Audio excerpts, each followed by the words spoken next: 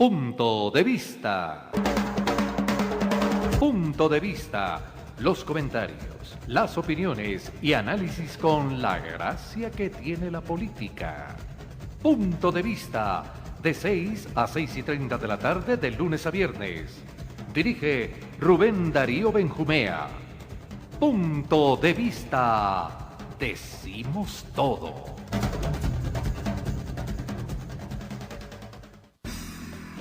Y amigos oyentes de Punto de Vista, tengan todos ustedes muy buenas tardes. Este es el programa número 13 para hoy miércoles 9 de febrero del año 2011. Gracias por dejarnos entrar a sus hogares a través de los 1350 de Ondas de la Montaña. Les recordamos que también pueden escuchar nuestro programa a través de ondasdelamontana.net, www.ondasdelamontana.net y de www.devistardb.com. Ahí pueden escuchar el programa en directo. Y si no, pues mañana. Claro, se cuelga el podcast mañana en la página de Punto de Vista, rdb.com. Muy buenas tardes a todos, César, don Rubén, a nuestro amigo, ¿me recuerda el nombre de César? Isnardo Higuita David, hoy en el Control Master en reemplazo del amigo Lobo, de don Alfredo Lobo, quien se encuentra de licencia por la tarde de hoy.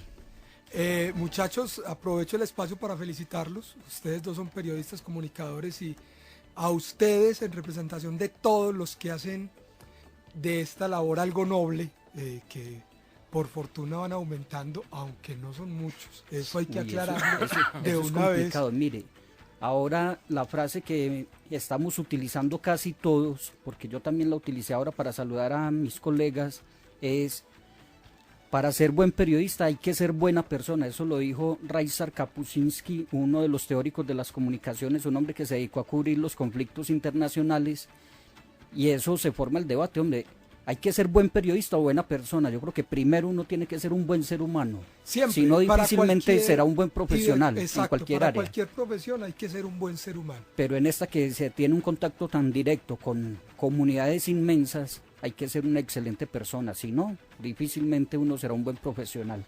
Muy buenas tardes a Adolfo, Rubén Darío, a Isnardo, a quien ya lo saludamos, y a todos los oyentes. Y bueno, Rubén Darío, usted nos tenía hoy un invitado, no veo que haya llegado todavía, estamos esperando, pero habíamos dejado un tema en punta esta semana. Lo cogió el trancón de San Juan. ¿Cuál semáforo?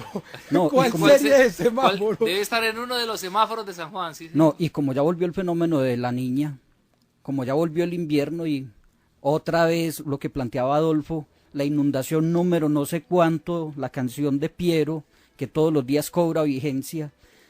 Ahí es cuando uno le dicen, pero usted todavía oyendo esa musiquita, donde es que no ha cambiado nada desde 1950 a hoy, frente a muchos temas. Desafortunadamente, puede que la tecnología haya avanzado mucho a la hora de nosotros comunicarnos, pero virtualmente. Pero vaya pues, cruce la ciudad de Medellín de extremo a extremo a esta hora. 2 horas para ir de Bello a Itagüí le apuesto, si no es más. Muy complicado. Entonces, definitivamente la red vial de la ciudad está completamente hay que hacer nuevas vías. Por lo menos arreglar las que tenemos. Y aquí le quieren hacer ver, por lo menos desde la administración de Alonso Salazar, quieren hacer ver que es que hay mucho carro. No. Pero también, usted me dio garrote la vez que íbamos a plantear y no me dejó defenderme. Llegará el momento en que tengamos que hablar de eso. Me dijo, hombre, eso es una posición muy verde. Sí, es que hay posiciones verdes también que hay que respetar. Y desmotivar el uso del carro es una posibilidad. Afortunadamente en Medellín tenemos el metro y posiblemente algún día a muchos no nos sirve el metro. Pero hay que buscar alternativas. Por ejemplo, a usted le haría mucho bien para su salud andar en bicicleta. Para la tendinitis, Rubén. Y mantener el bastoncito ahí a un lado. Pues el bastón de mando. El carro, el high, ¿no? El carro no necesita el bastón con toda seguridad. Mire, 2 noticias que no pasen por alto, pues quién quita que llegue nuestro invitado, ¿no? Dos noticias que no quiero que pasen por alto. No, pues primero, serían 3, porque esta semana se murió Elenita Vargas y no hemos dicho nada. Bueno, claro Rubén ya sí, se había aprovechado alguna vez en Punto de Vista rdb.com del talento de Elenita Vargas para dedicarle una canción interpretada por ella al gerente de lo que antes era Metroseguridad, que ahora es la ESU, que eso ya nadie sabe cómo es que se llama realmente. Mal hombre, ¿no es cierto, Rubén Darío? Señor, se llama la canción. Señor, bueno, usted es un mal hombre como la conocemos nosotros más popularmente. Elenita Vargas, pues se murió esta semana y ya ahora sí... Enhorabuena por la liberación de Marcos Vaquero, el concejal que llevaba 19 meses en poder de las FARC. Hombre, y nuestro sentido de tristeza grande con la muerte de David Sánchez Juliado, el literato costeño que de una u otra manera vivificó muy interesantemente la región costeña, le dio otro aspecto, le dio otra vida al sentir costeño. Entonces, luto en las letras colombianas, en muchas partes lo conocieron desde lo académico, desde lo literario. Aquí no se olvidará por el fiasco, lastimosamente, Claro, David hombre, Sánchez. claro que Definitivamente no hay muerto malo. David Sánchez Juliao, un folclorista, escritor, humorista además, que lo trajeron en el 2008 a Humor City, al evento de la Feria de las Flores, y salió mal librado porque es que no era el espacio para presentar un personaje de esos. Sí, no es que el hombre allá No, sea no, no malo. es que sea malo, no, para nada. ¿qué tal, No, por Dios? No Eso- era el espacio. Eso que le definitivamente. pregunten a Melguizo, que es el responsable de eso. Ese impasse con Pero David Sánchez Juliao. lo que le cobran a Melguizo no es lo de David Sánchez Juliao, No. sino el que haya salido a decir lo que dijo de Montecristo. Claro, no. Y además lo que generó la discordia fue que Melguizo no entendió que el público que había no le gustaba a David Sánchez Juliao. Le gustaba era Montecristo. Pero bueno. Tenemos invitados a las 6 y 7 de la tarde, como habíamos anunciado el día de ayer, el doctor Carlos Ignacio Cuervo Valencia, aspirante a la alcaldía de Medellín por el partido de la U. ¿Ya está listo eso? No, es que uno puede aspirar, que hay que luchar por el aval. Doctor Carlos Ignacio, buenas tardes, ¿cómo ha estado? Hola, muy buenas tardes, Rubén Darío, a todos los oyentes, César, Adolfo, a todos los que nos escuchan en esta tarde antioqueña. El tema de los avales yo creo que es un tema secundario en este momento, me parecería a mí. Creo que yo por lo menos estoy en mi campaña, haciéndola por todos los barrios de la ciudad, por los corregimientos. Y aquí el que gana es el que el ciudadano se sienta representado en ese alcalde o en esa alcaldesa, porque no sabemos todavía por qué no quitar la oportunidad de que emulemos inclusive con alguna mujer que... Faltan 7 meses, las campañas apenas empiezan y mi teoría es que hoy no hay nada definido y que vendrán hechos importantes. Yo creo que esto se va a empezar a depurar de tal forma que vamos a quedar en la recta final indudablemente pues una buena baraja de candidatos para que el ciudadano escoja libremente cuál cree que puede representar mejor sus intereses en la alcaldía de Medellín. Y la verdad es que en este momento todo está muy parejo. O sea, si vemos a Federico Gutiérrez, a Juan Felipe Campuzano, a Darío Montoya, que mejor dicho, el presidente está que se desgañota por embutirlo como un chorizo en esta ciudad, un hombre que no pega, donde ayer precisamente en una reunión con el ministro de Hacienda lo descalificaron totalmente y donde precisamente aquí en la ciudad de Medellín dijeron, Darío Montoya, no lo traigan aquí, que ese hombre no funciona. Puede que sea un excelente director del SENA.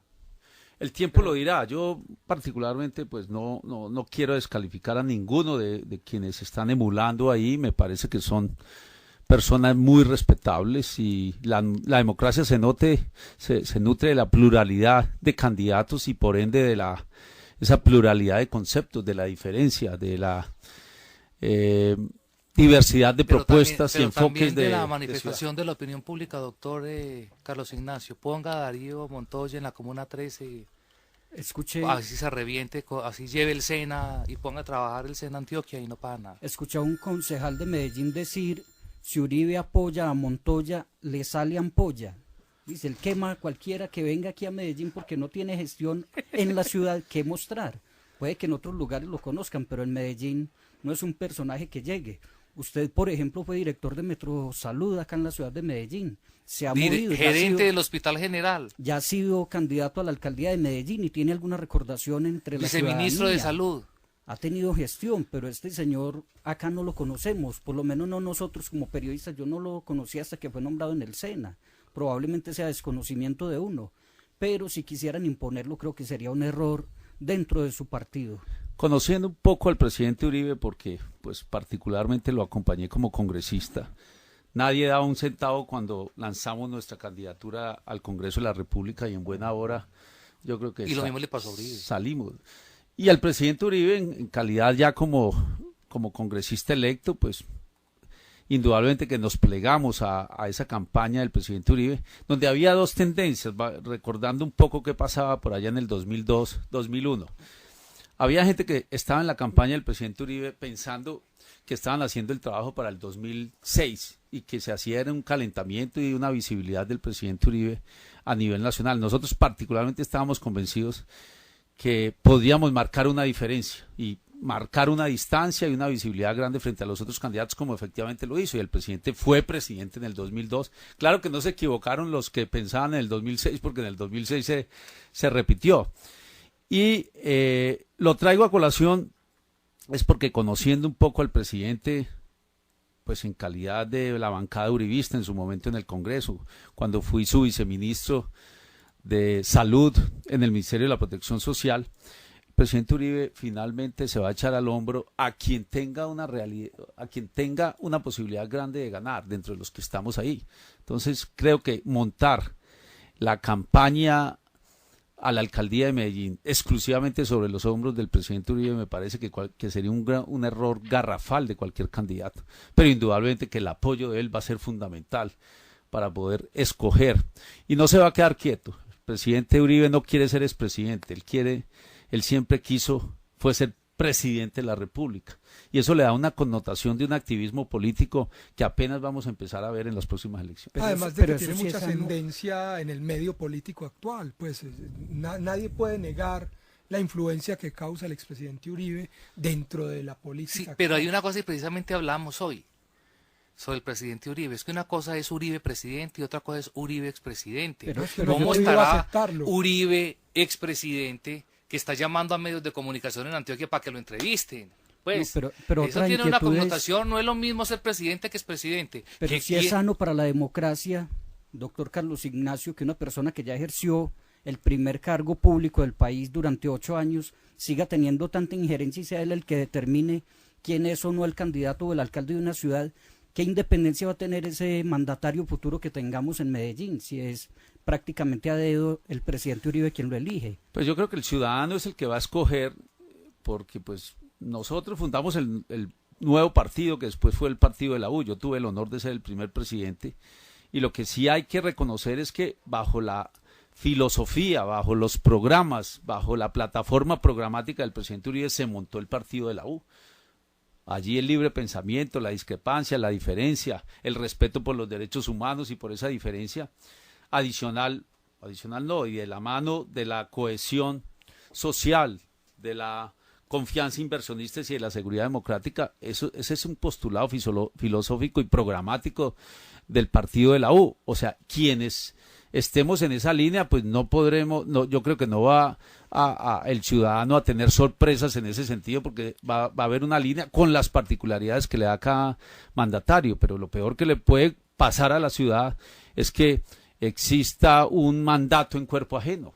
Yo creo que el alcalde de Medellín tiene que tener su autonomía, su carácter, como lo está haciendo el mismo presidente Santos. El presidente Santos ha mostrado su estilo propio, mantiene una línea de seguridad democrática, pero los ciudadanos no quieren tener allá mandatarios en cuerpo ajeno. Allá lo que quieren tener son liderazgos, alcaldes que conozcan muy bien la ciudad, que ejerzan el liderazgo regional, inclusive por fuera de Medellín, porque gran parte de los problemas, y ahora si hay tiempo nos referiremos al tema de la violencia, están es por fuera. Y ahí es donde, y termino, César, porque es que ahí hay una... Rubén yo creo que tocó un tema que yo lo quiero hacer explícito, y es el hecho de que el presidente Uribe acabó con los intermediarios políticos, porque quienes antes eran los que hacían ese approach entre la comunidad y el presidente, lo hacían los ministros o lo hacían los parlamentarios o de pronto hasta los concejales y diputados en menor grado, presidente Uribe hizo su política y la sigue haciendo de carne y hueso, dándole la mano al ciudadano común y corriente, recorriendo el país, y es lo que va a hacer. Entonces, por eso yo diría que el presidente Uribe, no obstante no tener el poder ya como presidente de la República, sí tiene una ascendencia y una recordación muy grande, y yo creo, y un referente. El consejo del presidente Uribe lo escucharán muchos ciudadanos en Medellín para escoger su candidato, para escoger el próximo alcalde, porque yo no hablo de candidato. Hacer un esfuerzo de esta magnitud para ser candidato, yo creo que no estamos para eso, estamos para candidaturas visibles que efectivamente puedan convertirse en alcaldía de Medellín. De lo contrario, no, esos ejercicios electorales yo creo que no, por lo menos Carlos Ignacio Cuervo no los quiere hacer. Carlos Ignacio Cuervo quiere ser alcalde de Medellín, de la mano del presidente Uribe, pero de la mano de la ciudadanía y de los dirigentes y amigos y ciudadanos que crean en este proyecto político. Métale a Santos también, que él va a definir mucho. Indudablemente, en ese espíritu de unidad nacional, porque en el fondo el uribismo, la unidad nacional, ¿qué es? El uribismo más el Partido Liberal más Cambio Radical. Ese es el espíritu de unidad nacional.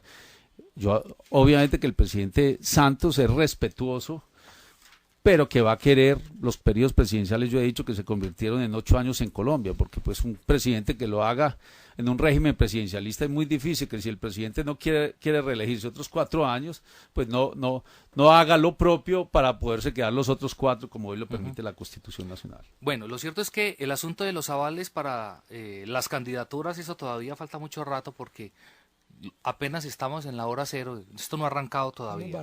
Sí, estamos barajando, mirando, hay que mirar, pero bueno, eso ya se irá mirando para ir después de Semana Santa.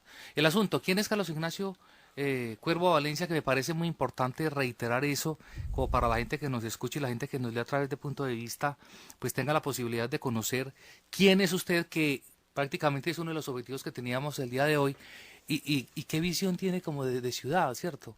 ¿Cuál es como el objetivo primordial que incita a que usted vuelva otra vez con todos los defectos que hay en su colectividad y con todas las mañas para ser decente, volver a apostarle a este juego? Yo salí de un consultorio como médico porque vi en las políticas públicas aquellas recetas colectivas que necesita la sociedad para quejar esos males. Me explico.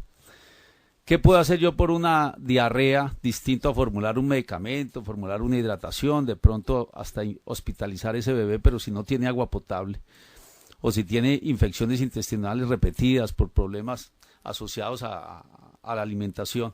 En el Viceministerio de Protección Social, ¿qué hicimos en su momento? Vacuna rotavirus para todos los niños, 852.000 niños que nacen en Colombia en promedio. Esa es una política pública, porque se mantiene como una receta colectiva para una patología que se llama enfermedad diarreica aguda. ¿Qué hicimos con el tabaquismo? Ambientes libres de humo. ¿Por qué la gente hoy no fuma en sitios cerrados?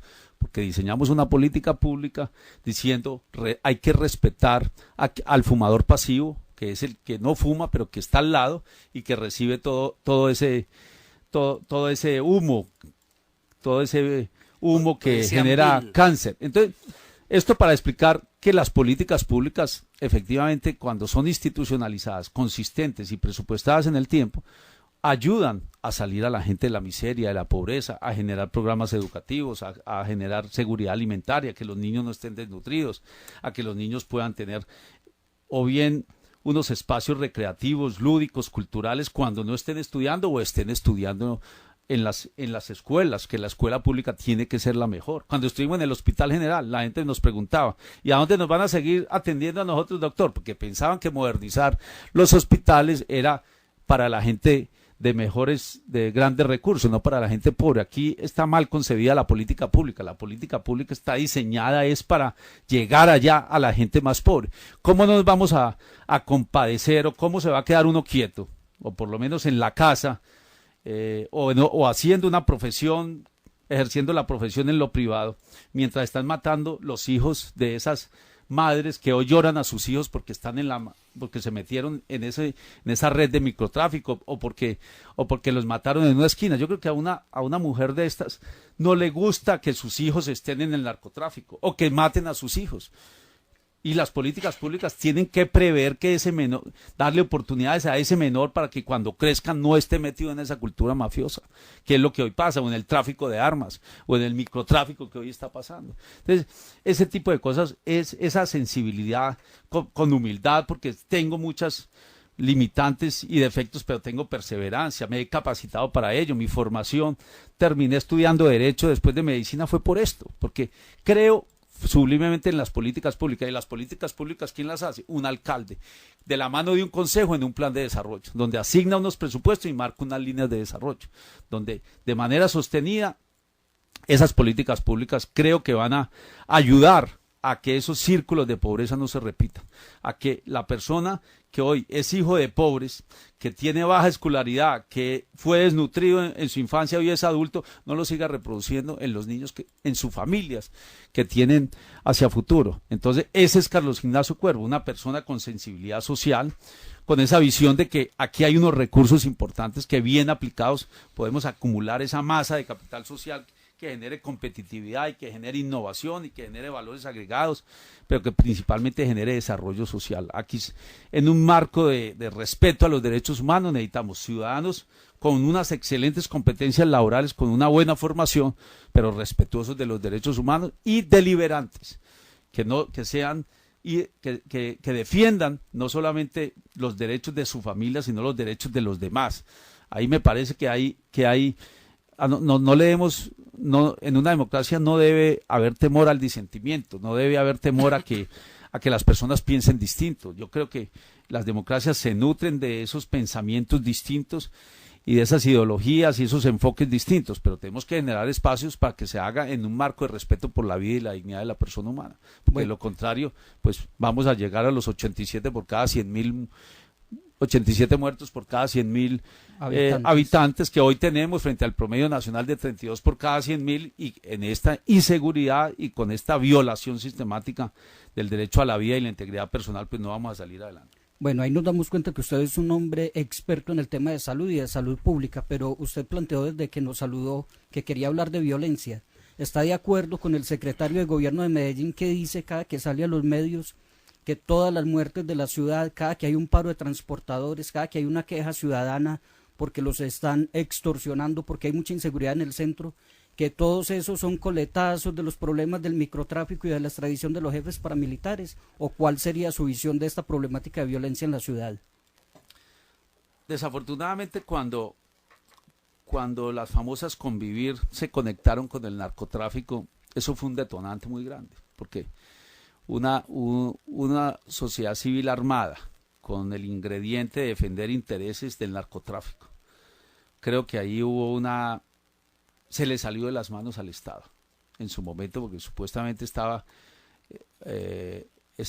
diseñada esa política para ser la defensa de la integridad de las propias personas, pero no para hacer ejércitos privados al servicio del narcotráfico, al servicio de otras personas. Pero no, ese no es solamente un coletazo, es que aquí hay que generarle una institucionalidad a la seguridad, y por eso nosotros proponemos que se cree la Secretaría de Seguridad Ciudadana, no con esa mirada clientelista como algunos la quieren, es que van a poner otro secretario. No, necesitamos generar una institucionalidad, necesitamos tener una secretaría con unos recursos propios, que en los presupuestos, que en el organigrama de la alcaldía aparezca no solamente la secretaría, que aparezcan personas allí de distinto nivel, de distintas disciplinas, que ayuden con un buen sistema de información para caracterizar día a día qué es lo que está pasando, que el presupuesto aparezca, que el apoyo a la justicia, que el apoyo a la policía, que la red de cooperantes o la participación comunitaria. Es que el problema de seguridad no es un problema de la policía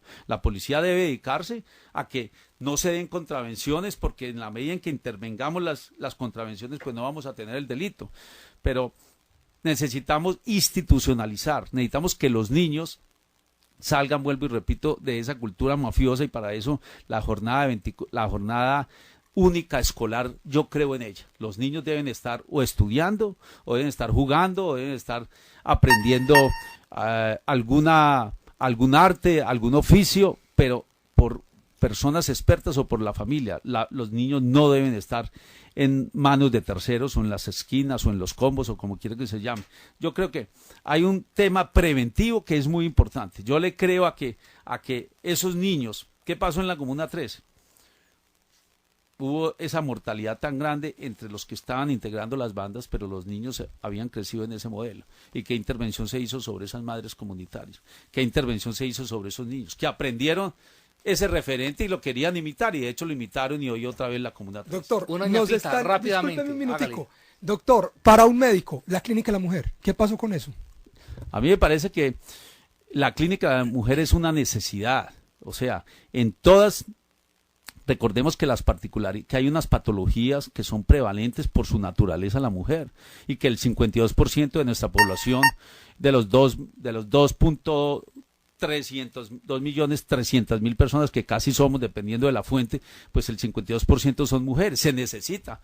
El gran error es querer pretender que sea una clínica nueva. ¿Por qué no la escribe al Hospital General, que tiene una vocación materno-infantil? A mí me tocó la modernización toda del Hospital General en el año 1993, cuando fui su gerente. Dejamos Doctor Carlos Ignacio, escúcheme, qué pena con ustedes, señores. Quedamos en acabó. Punta. Ahí nos disculpa, amigos. Rubén Ustedes, Darío, oyentes. entonces otra invitación. No. Es más, y lo podemos hacer Tiene que de volver. otra manera. Podemos hacer una segunda parte en un ratico. Continuamos en Punto de Vista. Decimos todo.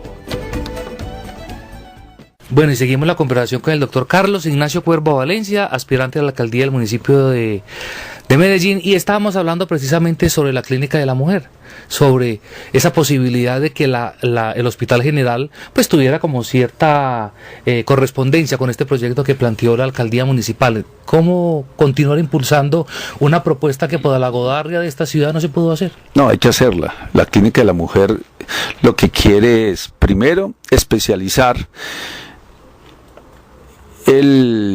las patologías que por su naturaleza corresponden a una mujer. Es más, una mujer se siente incómoda cuando hace una consulta ginecológica en un hospital general. O sea, hay que darle todo el apoyo a este proyecto. Es cuestión de manejos. Yo que estuve en el Viceministerio de Salud, sé lo que significa el tener ese apoyo especializado de la mano del Hospital General de Medellín. Mi propuesta es que no sea un hospital nuevo, que sea simplemente un hospital adscrito al Hospital General de Medellín, que tiene unos estándares excelentes, que tiene un excelente personal, que tiene unos ginecólogos y obstetras de altísima calidad, y por lo tanto podrían tranquilamente darse el apoyo administrativo y brindar esa colaboración científica que es la que se requiere. Lo otro es cuestión de trámite, lo otro es una pelea que existe ahí con el secretario de Salud departamental y la ciudad de Medellín, pero es un tema que con argumentos se hace. La autonomía municipal permite establecer una red de servicios, y la propuesta nuestra es una gran red de servicios. Recordemos que yo en su momento, perdón pues por hablar en primera persona, pero nos tocó liderar en su momento, defender la unidad de empresa de Metrosalud, de que Metrosalud no se dividiera en varias empresas sociales del Estado.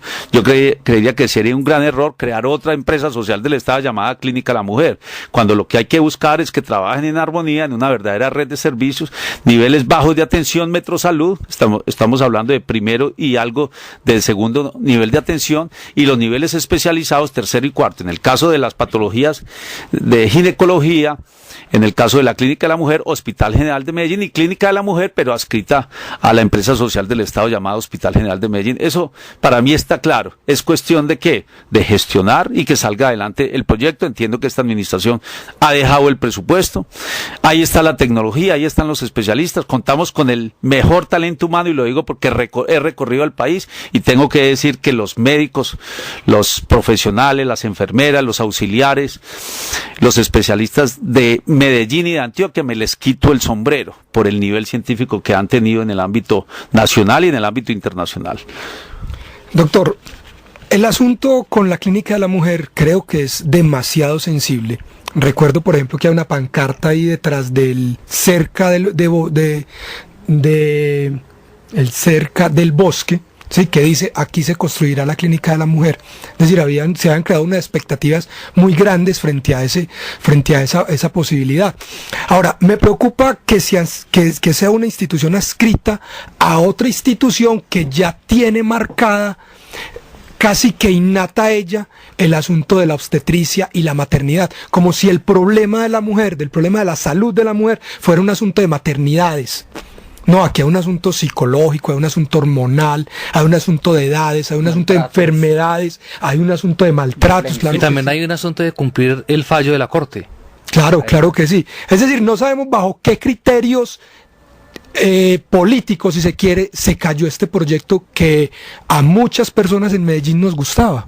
No, el proyecto se cayó por la Godarria, vuelvo y reitero.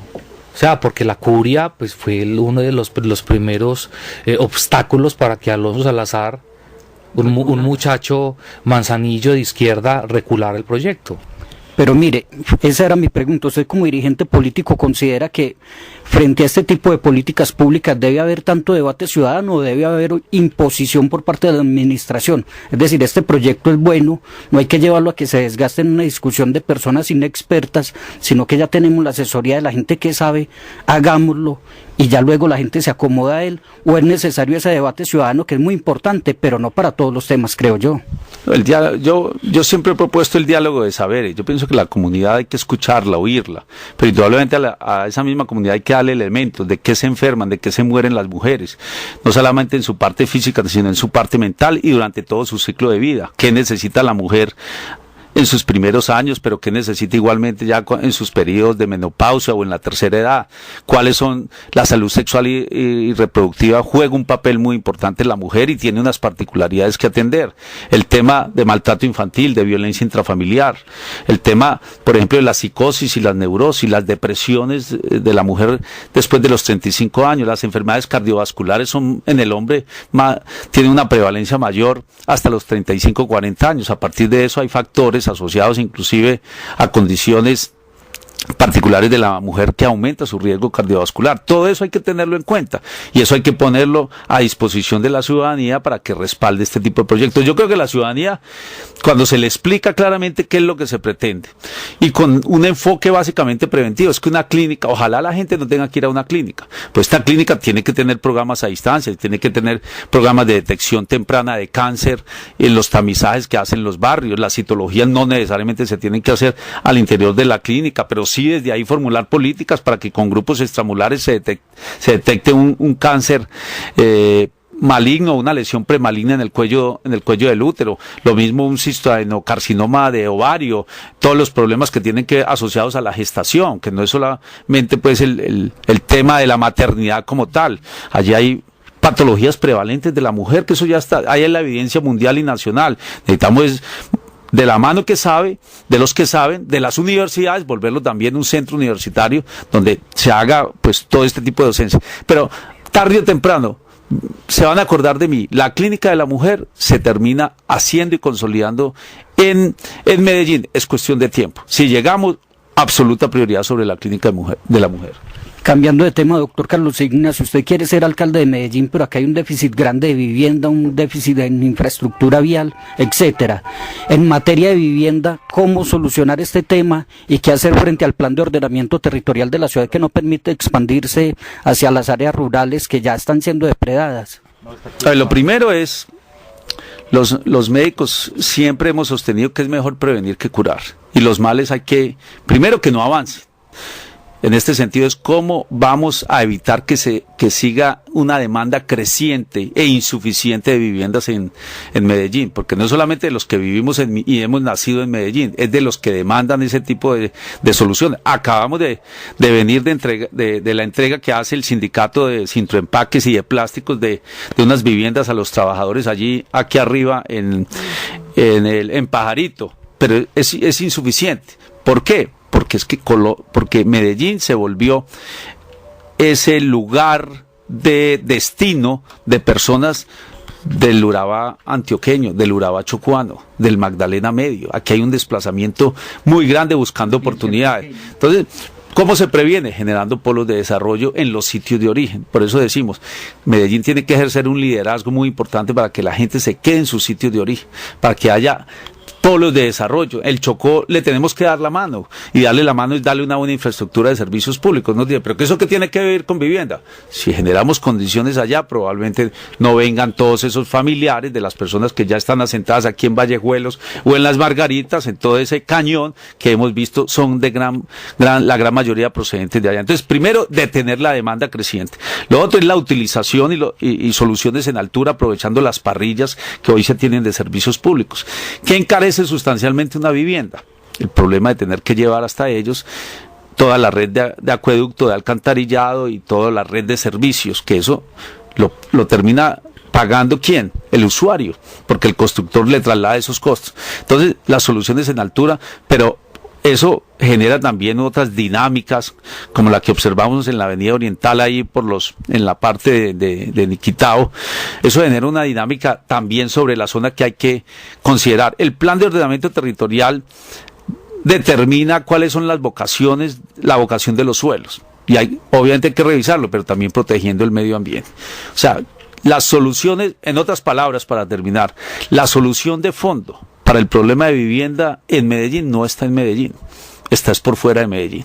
Y eso es lo que tiene que liderar un alcalde en una visión de ciudad-región, que es la que nosotros venimos proponiendo.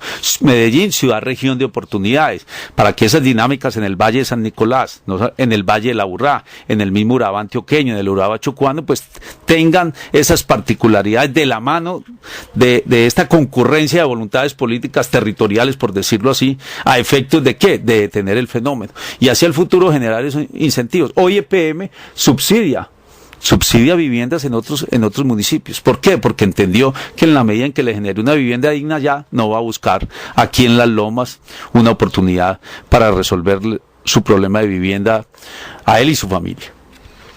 Bueno, ya hablamos de algunos puntos programáticos, por decirlo de alguna manera. Volvamos al asunto electoral, que es importante. ¿Con quién ha hablado?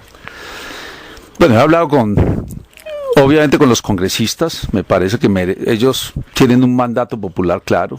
A los congresistas hay que escucharlos, representan los intereses del departamento de Antioquia, que valga la oportunidad de decirlo. Yo creo que es hora de reivindicar los derechos y de exigir respeto a los antioqueños ante esas estructuras centralistas que quieren desconocer que representa Antioquia y que ha representado. Yo creo que el liderazgo de Antioquia lo debemos recuperar. Nosotros nos tenemos que hacer respetar ante los organismos centrales y con nuestra autonomía, de la mano y coordinada con ellos, hacerlo. Entonces, a mí me parece que los congresistas juegan un papel muy importante. He hablado con los concejales. Obviamente ellos tienen su dinámica política, pero finalmente, y yo represento también la clase política, y por eso la lógica que tenemos los políticos, o que van a tener ellos en el momento de definir a quién apoyan, es el que vaya a ganar. Y el que vaya a ganar es el que tenga ese apoyo ciudadano, ese apoyo gremial, ese apoyo con las juntas de acción comunal, con las madres comunitarias, y eso hemos venido haciendo. Hablando con todos ellos, escuchando su problemática. En el momento en que ellos sepan, y así lo demuestren, sus sondeos, o personales, o por encuestas, o consultas, de que Carlos Ignacio Cuervo es el hombre, pues a Carlos Ignacio Cuervo lo van a apoyar. Yo aspiro a poder hacer una gran unidad nacional de la mano de ellos, pero no exclusivamente de ellos. Aquí hay mucha gente que ha construido, que quiere construir ciudad y que no necesariamente hace una militancia política. Con ellos queremos hacer realidad este proyecto político que hoy encarno pero que tiene que tener una continuidad hacia el futuro, en quienes tengamos una visión conjunta de lo que debe ser la ciudad-región del conocimiento. El aval del partido de la U, pues en cierta medida, o sea, tenerlo es una ganancia. Pero ¿cuál es el plan B en caso de no lograr esa puja, ¿no? De no lograr... No, nosotros estamos trabajando para que efectivamente podamos tener ese apoyo. El plan B no existe plan B, existe trabajo diario, convencido de lo que estamos haciendo. Tenemos 7 meses, cada día está presupuestado para trabajarlo de cierta manera. No existe plan B, existe las ganas, la capacidad, el programa que presentar y el trabajo desde tempranas horas de la mañana a venderle a los ciudadanos. No hay plan B, existe el plan por la ciudad, y aspiro a que la gente lo conozca y que nos apoye, obviamente, que apoye a Carlos Ignacio Cuervo a la alcaldía de Medellín. Yo no quiero ser como Fajardo, echarle a todo pues reversa y de echarle retrovisor a todo el asunto, pero no puedo olvidar todo lo que pasó en la pasada campaña anterior. Pues uno, que el muerto fue el que embutió a Luis Alfredo y a Alonso Salazar. Estoy hablando de Luis Guillermo Vélez Trujillo, senador de la República. Pues no me estoy alegrando por su muerte, sino que él fue el artífice de todo lo que armó. Posteriormente, Carlos Ignacio Cuervo pecó por dos cosas. Uno, por cambiar su imagen, que fuera que usted es un hombre muy agradable y muy atractivo para cualquier mujer, pues pecó por ingenuo en quitarse la cola de caballo, que era prácticamente la marca que tenía. Segundo, el timorato de Juan Carlos Vélez Uribe lo dejó solo en el directorio de la U. Augusto Posada soltó la rienda de ese cuento, ¿cierto? Y el senador Germán Hoyos pues aprovechó la oportunidad, que no es ningún pendejo, para organizar eso. Pues recuerdo esto porque volvemos otra vez con los mismos personajes, con otro empoderamiento, con otra estrategia, prácticamente al mismo escenario, la alcaldía de Medellín. ¿Cómo se ha limado eso? ¿Cómo se ha manejado? ¿Cómo se ha sorteado? ¿Se ha acercado usted a Germán Hoyos nuevamente con Juan Carlos Vélez? ¿Qué ha pasado con todo ese cuento que está en la historia, no? Correcto. A ver, lo primero es borrón y cuenta nueva, porque pues efectivamente yo no tengo ningún rencor sobre esas situaciones pasadas. Me parece que yo tuve mis razones, ellos tendrían las suyas en su momento. Lo cierto es que con el senador Luis Guillermo Vélez nunca hubo empatía, nunca hubo afinidad, nunca hubo feeling, y eso obviamente pues generó ese distanciamiento conocido. La diferencia hoy, Rubén Darío, es que estamos a 7 meses y no a una semana cuando me dijeron a mí: usted ya no va a ser el candidato del partido de la U. Yo creo que si es por méritos dentro de la U, pues fuimos sus fundadores en su momento. Acompañamos al presidente Uribe no solamente en su gabinete, sino en la coalición uribista durante los primeros 4 años. Después yo no aspiré nuevamente por el tema de la alcaldía de Medellín. Pero yo no quiero que ese sea el único mérito o el mérito a valorar porque Carlos Ignacio Cuervo esté ahí, sino que la ciudadanía se sienta bien representada y la clase política también. Entonces tenemos 7 meses. Carlos Ignacio Cuervo no le tiene miedo a las reglas. Estoy esperando que las tomen quienes las deben tomar. Yo no soy congresista, yo no tomo decisiones en ese sentido. Simplemente que estoy solicitando unas reglas claras. Cuando hay reglas claras, cuando hay transparencia, cuando hay democracia al interior de los partidos, se escoge el mejor. Y todos, si no ganamos, vamos a apoyar esa persona que salga adelante. De lo contrario, va a pasar lo de la vez pasada, atomizado completamente y sin ese espíritu de unión. Hoy lo cierto es que no existen esas reglas, queremos conocerlas, valorarlas, y el día que digamos aceptamos esas reglas es para ganar, pero si perdemos por X o Y motivos, también para apoyar la persona que también entonces salga ganadora de acuerdo a esas reglas. Entonces yo esperaría esas reglas, pero no quiero desgastarme en mis energías en algo que yo no manejo, que van a ser terceros. Esperemos a ver qué pasa, pero el trabajo en política es el único que no se pierde. Ese trabajo, nos gusta la política, no solamente de caras a una elecciones ahora alcalde de Medellín. La política ha sido nuestra pasión, nos hemos preparado para ella y la vamos a seguir ejerciendo. Esperemos que sean unas reglas, vuelvo y repito, claras, que le generen esa seguridad, porque el temor es ante reglas no claras, que fueron las que no hubo la vez pasada. Claro, la vez pasada si las puso Luis Guillermo. Fueron impuestas desconociendo lo que ¿Usted se acuerda del Centro Comercial San Diego?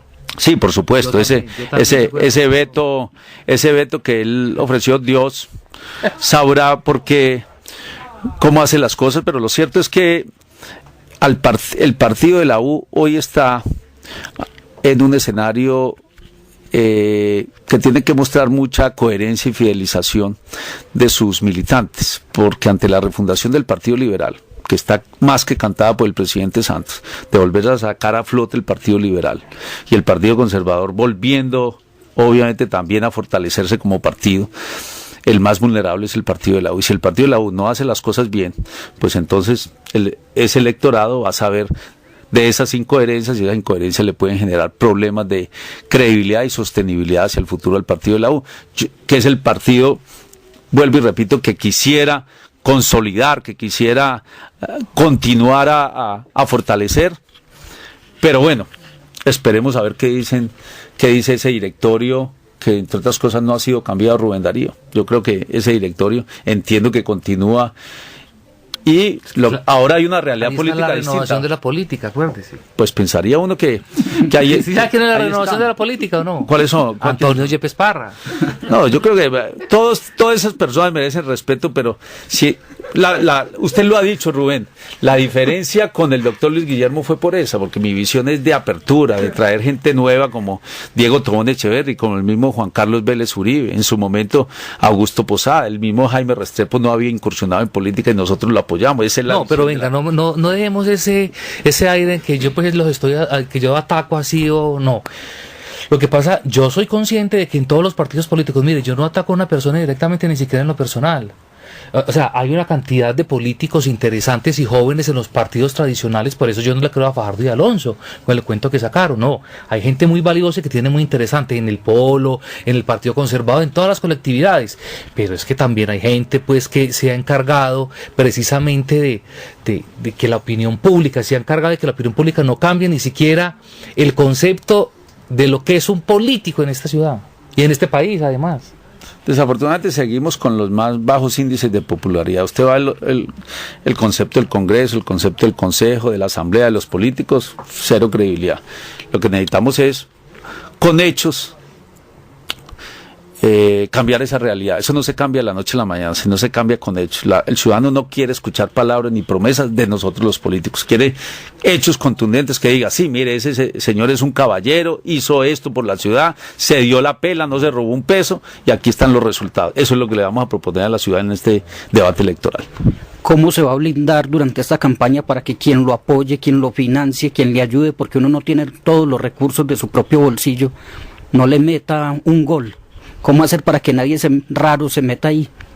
Bueno, como lo he hecho durante 25 años, se ha dicho que se viene una andanada muy fuerte por parte de la Corte sobre la clase política antioqueña, y particularmente sobre quienes fuimos elegidos en el año 2002. A mí me encantan que escudriñen, porque en la medida en que escudriñen, si encuentran resultados y pruebas, si alguien tiene que pagar por eso, pues es una competencia desleal menos para Carlos Ignacio Cuervo.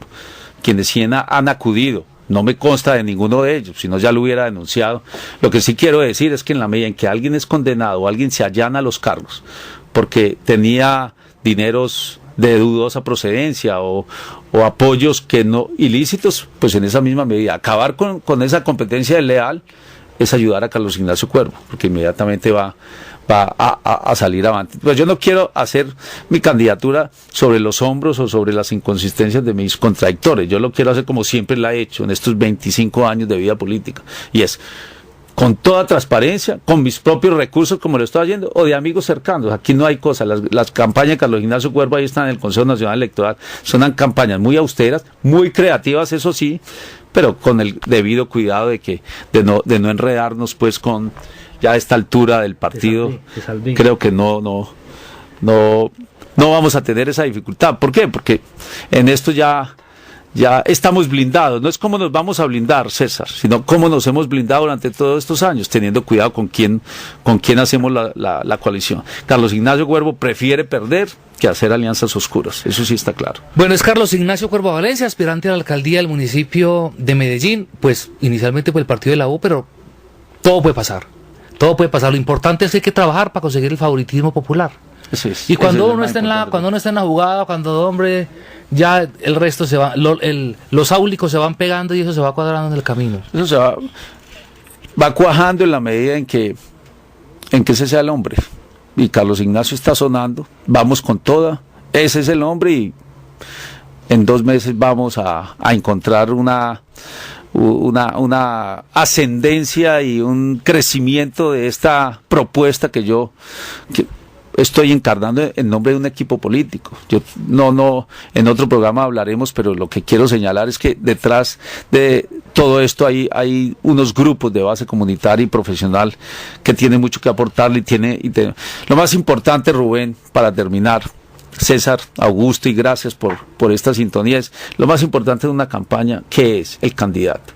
Y si el candidato tiene buena formación, tiene un buen programa, ha dado muestras de su transparencia, ha sido probado, pues entonces la ciudadanía, como efectivamente lo estamos viendo, nos está aceptando. Eso va creciendo y ese crecimiento nos va a llevar a la alcaldía de Medellín. Bueno, le agradecemos mucho, muy amable. Ahí seguimos hablando. A ustedes, por supuesto. Estaremos atentos desde las 5:30 de la mañana hasta las 11, 12 de la noche para estar atento a dar la cara para lo que la ciudad quiera, pero que obviamente ustedes, los comunicadores y periodistas, a bien lo tengan. Bueno, señores, nos vamos. Hasta luego. Un encanto de tipo, definitivamente. Sí, no. Hoy, no, es que hay candidatos muy buenos en esta contienda. Esto va a ser muy interesante. Claro, lo importante es que gane el mejor para que gane la ciudad. Claro, ese es el asunto. Así sea muy de cajón la frase, pero es muy real. Bueno, nos hablamos, chao. Punto de vista.